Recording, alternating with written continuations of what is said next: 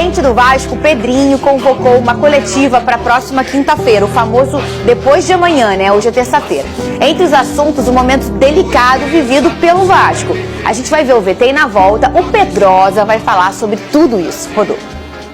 Momento de alerta na disputa pela tão sonhada vaga na Libertadores. O Vasco venceu apenas 2 dos seus últimos 12 jogos. Com aproveitamento de 27%, o Cruz Maltino sofreu 20 gols no período e marcou apenas 10. Mesmo na fase difícil, o planejamento é ter foco na busca por um possível G8. A gente precisa buscar alguma alternativa para fazer as coisas acontecerem, principalmente nos pontos. A gente precisa começar a pontuar de novo, né? 2 jogos a gente já fica muito incomodado e a gente tem que perceber aí. A gente vai ter um período maior. Na 9ª posição da tabela com 43 pontos, o próximo desafio do Cruz Maltino é apenas no dia 21, contra o Internacional em São Januário. Antes de tudo, Lucas Pedrosa, vamos falar uma notícia boa? Vamos? Você está procurando ainda? Quer que eu olhe? Já consegui pegar aqui. Muito bem. Vamos lá. O Vasco saiu uma notícia hoje na imprensa argentina de que o Vasco teria feito uma proposta pelo Nahuel, que é o goleiro do Lanús, uma proposta de $2 milhões. Essa proposta não é verdadeira. O Vasco não fez proposta pelo goleiro do Lanús. Inclusive, ele tinha acabado de chegar no Lanús por $1,2 milhões. O próprio Lanús não tem intenção de negociar e o Vasco não fez proposta.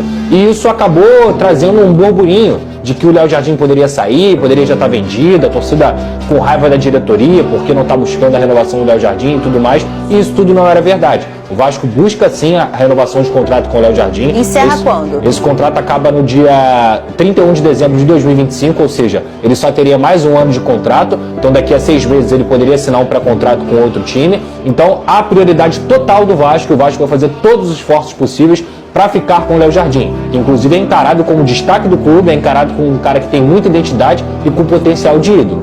E se o Léo Jardim ficando ou não, independentemente disso, o Vasco não pensa em gastar dinheiro para um goleiro reserva, pensa em trabalhar o Felipe Gabriel, que é um goleiro que já é da seleção brasileira desde o Sub-15, já treina como profissional, é o goleiro titular do Sub-20, do Sub-23, é um garoto que tem muito potencial. Então a ideia do Vasco é essa, com queira ficando ou não, é priorizar o desenvolvimento do Felipe Gabriel e priorizar também a renovação do Léo Jardim. Muito bem, Pedrosa. E agora?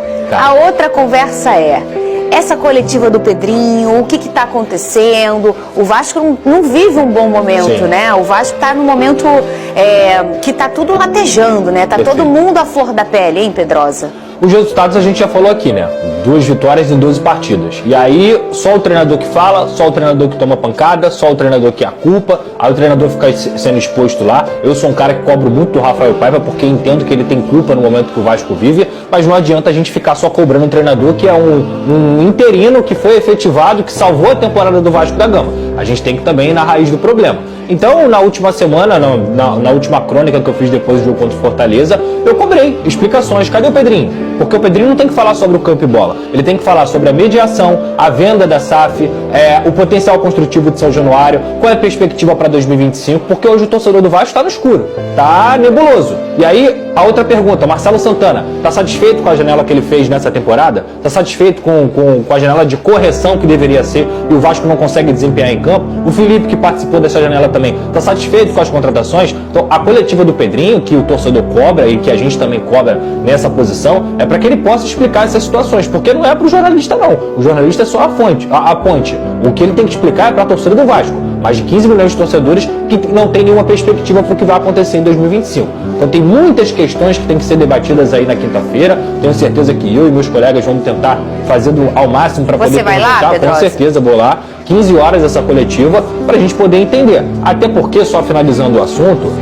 aconteceu comigo, mas eu não foi só comigo não. Com outras páginas, outras pessoas também, o Pedrinho começou a bloquear torcedores e jornalistas e influenciadores das redes sociais. Isso pra mim não adianta de nada, porque ele vai bloquear o quê? 15 milhões de pessoas? Se contestar alguma coisa, ele vai bloquear as pessoas? Depois ele voltou atrás, desbloqueou, entendeu que esse movimento não era correto, enfim. Mas, assim, esse burburinho todo, essa panela de pressão, ela começou também por uma atitude do cara que é o presidente do Vasco. Então, assim, ele tem que falar, porque ele é ídolo, ele é um cara muito respeitado, inclusive eu respeito o Pedrinho, não só como ídolo do Vasco, mas também por tudo que ele conseguiu fazer nessa temporada para salvar, mas ele tem que falar. Se ele não gosta de ser questionado, não dá para ser presidente do Vasco. Eu tenho certeza que ele vai fazer de tudo para poder melhorar o Vasco da Gama. Então na quinta-feira a gente quer explicações. A gente não está aqui fazendo uma crítica enorme, a gente não está aqui fazendo, ah meu Deus, tá tudo ruim, tá tudo... Não, a gente quer saber de um cara que fala muito bem, que é o ídolo do Vasco e que hoje ele é presidente. Essa responsabilidade é dele. E eu acredito que isso vai ficar muito transparente, o Vene Casagrande. As pessoas concordando ou não com o movimento que o Pedrinho vai fazer, a gente não sabe qual é. Isso vai ficar muito transparente, porque foi como o Pedrosa falou, ele é um cara que fala muito bem, ele tem uma dinâmica de fala, ele é ele tem uma fala que é pra todo mundo, né? Ele não tem uma fala muito que só algumas pessoas entendem, ele é um cara que fala pro povo mesmo, e eu acho que se o Vasco é esse time do povo, é importante que se fale e vai ficar esclarecido pro torcedor, porque esse é, talvez, um dos momentos mais delicados da história do Vasco, porque a gente está falando que a gente está trabalhando hoje de um Vasco que a gente chama de Vasco híbrido.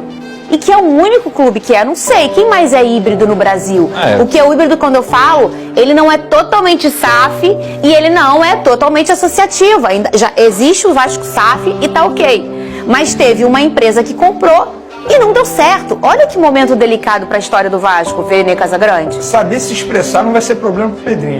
A gente está falando de uma pessoa que era o melhor comentarista esportivo até ele se tornar presidente do Vasco. Era um sonho dele, ele já falou inclusive aqui no programa.